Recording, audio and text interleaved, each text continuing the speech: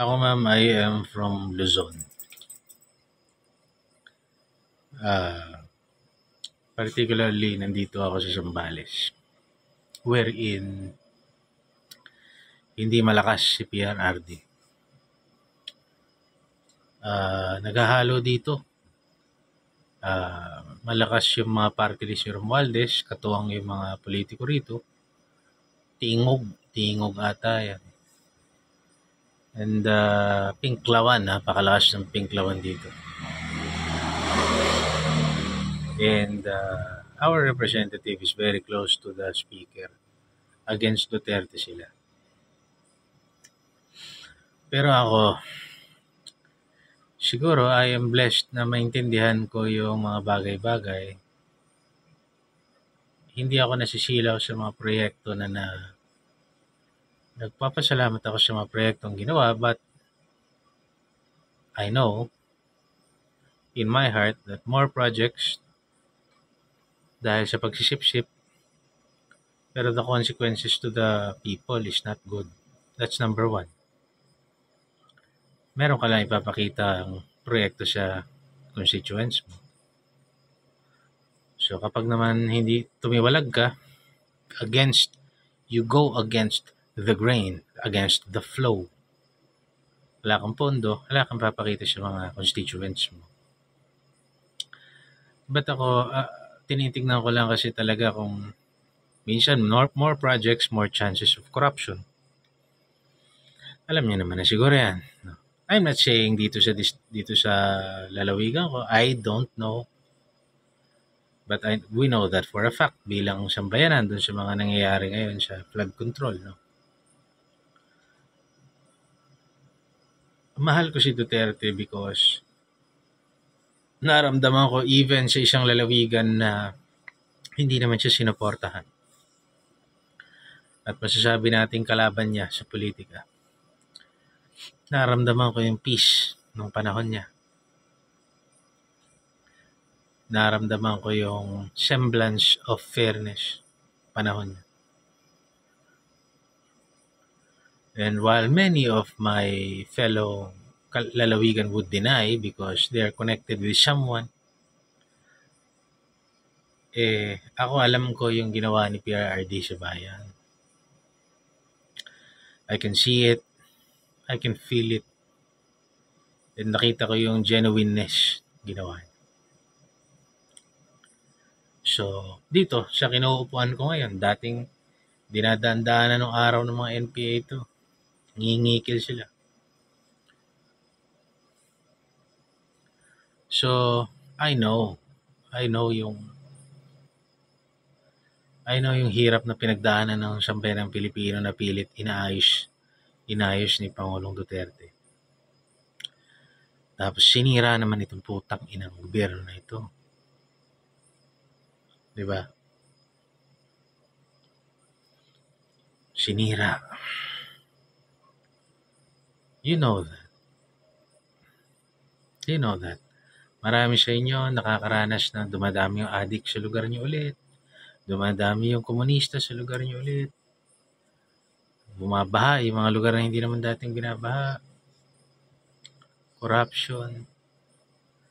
Nawala yung takot ng mga tao. Punta ka ng LTO, punta ka ng kung saan.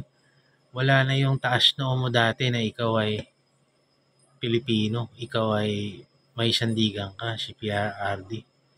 Tangina, 8888, itawag mo.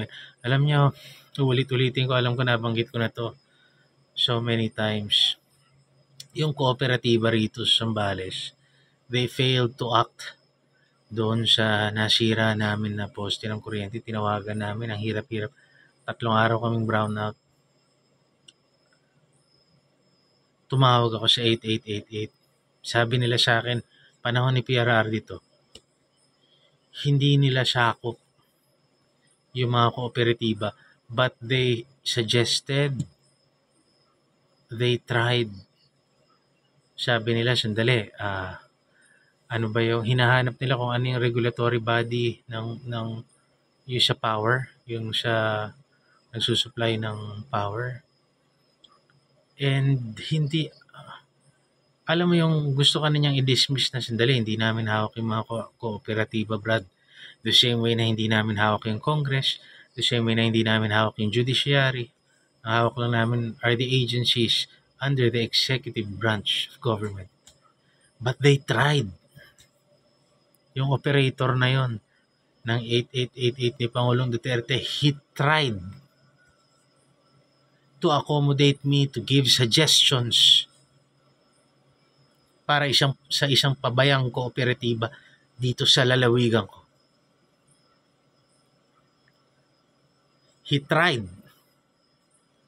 Yung ibang tao sasabihin, utang ina mo, hindi naman namin hawak yan. Bye. Majority, ganun ang gagawin. Di ba, tumawag ka lang siya pag may problema ka sa iyong internet. Putang ina, babalik-balik ka. Press 1, press 2, press 3, press 4. Hugutin mo, balik mo, hugutin mo, balik mo. Magsiset kami ng date sa kung kailan may technician. Putang ina, ganun eh.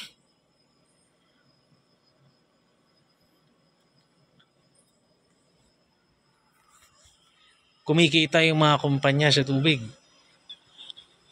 Prime water na lang, for example. Kumikita ka sa isang resource na dapat naman ay libre sa mga tao, pero dahil dinadala mo siya sa households, kumikita ka. Tagal ang putang ina. May mga lugar, wala pang tubig. Walang maayos na water pressure, maglalaba madaling araw.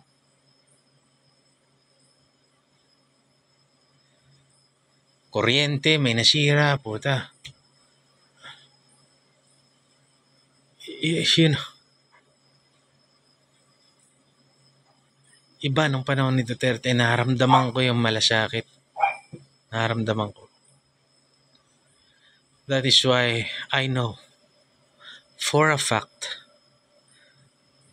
that Duterte is the greatest president ever. Tangina, tignan nyo. Ombudsman Martires.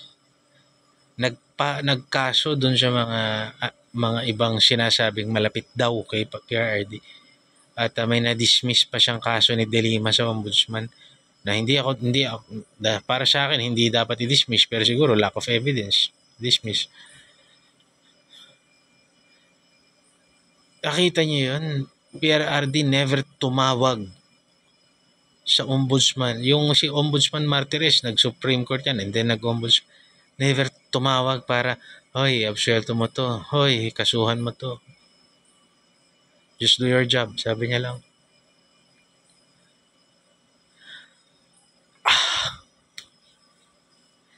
Yung administrasyon na to, yung COMELEC, wineponize. Yung Supreme Court, tinakot.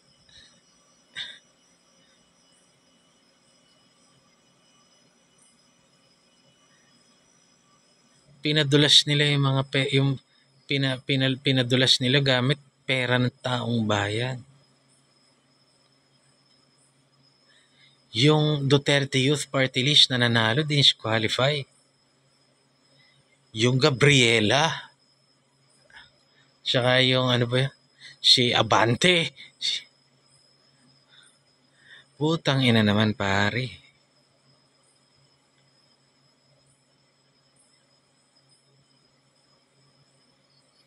ICC walang jurisdiction sa atin. Idala mo, tapon mo yung tao doon, imbis na litisin mo rito.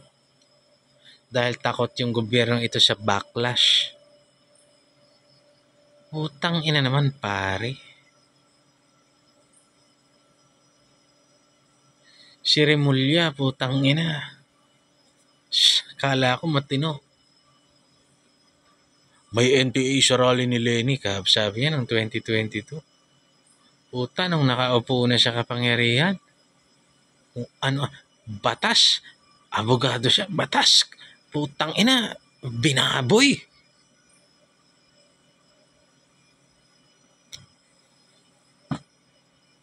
Putang ina naman. That is why a lot of people talagang mahal si PRRD, including me. God bless you.